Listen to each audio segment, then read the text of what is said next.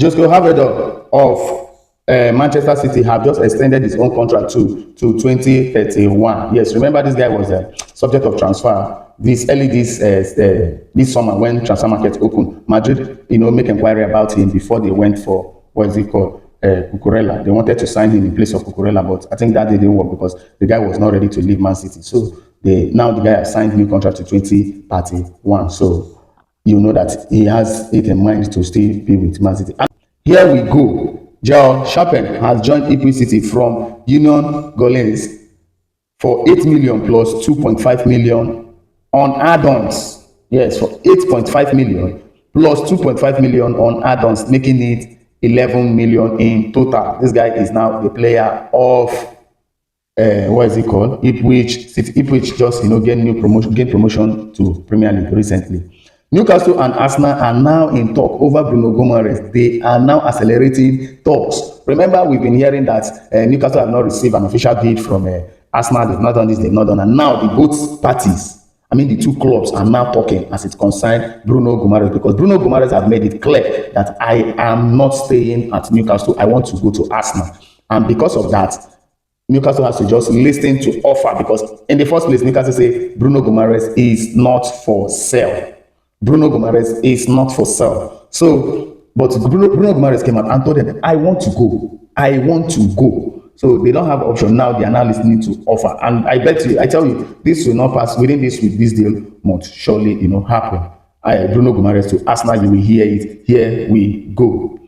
Chelsea played their first preseason game today, winning that match, 6-4. The match started, in a kind of, there was goal. It's the first of goal. 10 goals in one match. 10 goals. João Pedro scoring hat-trick. This guy scored the first goal. Is it Stepaev, or what's that his name? Scored the first goal. They equalized. Scored their own. Chelsea equalized by, I think, Dario Esugo. Then they scored. Then Gittin came and scored. Then they scored again. João Pedro scored again, and scored again, making it 6-4. The match ended 6-4. That match was harvest of goal. I watched that match. I was just like, wow, what is happening? But I wouldn't blame the Chelsea team. This preseason match, you cannot judge a team via preseason. But if it is what we saw today, Chelsea are not ready yet, because that defense is nothing to write home about. That is just the truth. That defense is nothing. Nothing to write home about. But let's see how it panned out, because immediately they removed the first set of defender, including Tosia Debere, or what is that his name? That guy is just a fumble of the decade. A fumble of the decade, seriously. That guy is nothing to write home about. I'm telling you, it's not because of, I'm just telling you the lie to you. I'm telling you the obvious truth. Jorgensen is on his way to Strasbourg. Deal almost done. In fact, this one is just formality, because which club is Strasbourg, which club is Chelsea? The both clubs are owned by Glucose, so they know what they are doing there. This guy is going to Strasbourg. They don't want to continue becoming second keeper come next season. So he's going for where he's going to become the number one keeper. Savio have informed Man City, I want to leave. I want to leave, and Tottenham is my destination. Let me go. He informed Man City recently. He said, I want to leave, and Tottenham is my destination. I want to go. So let's see how this one pan out. Because when a player decides to come out and tell you that they want to leave, they want to leave. So that is just the truth. I believe Man City will not hold him down. Man City will only collect the necessary money needed and let him go.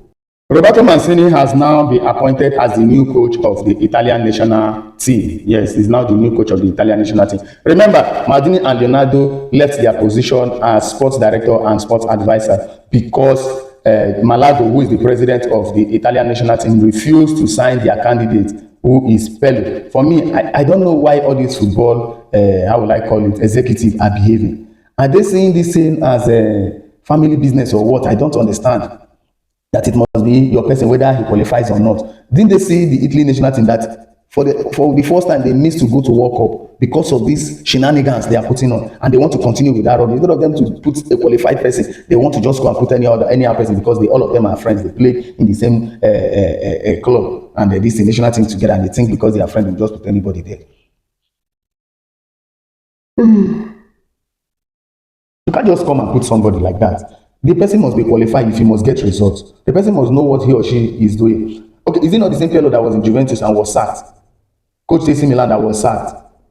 Mancini is one coach that has been tested all around. Even the national team, he has coached the national team. He has coached Man City. He has coached Inter Milan, won trophies.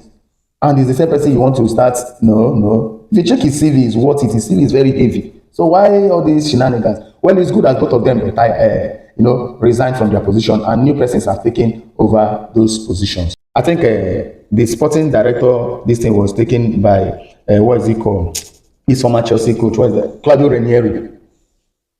Claudio Ranieri. Man City have come out to tell us that Rodri will be out for a very short period of time because he went through minor back surgery, that he will be back very soon. So Rodri will be using back pain to play the World Cup. Well, all the same, congratulations to the same Rodri who won the World Cup. And I don't know if this news will affect his movement to Real Madrid, whether Real Madrid will want to sign him with this kind of injury, I don't know. But for sure, Rodri is already making wave that he wants to leave Man City to Real Madrid. So let's see how this one pan out in the nearest hours and the time to come. Aston Villa are very interested in signing Nicolas Jackson. Nicolas Jackson has been the one holding this deal back. You understand? He has been the one holding the deal. So, but Aston Villa really wants to sign him. They see him as player of the future.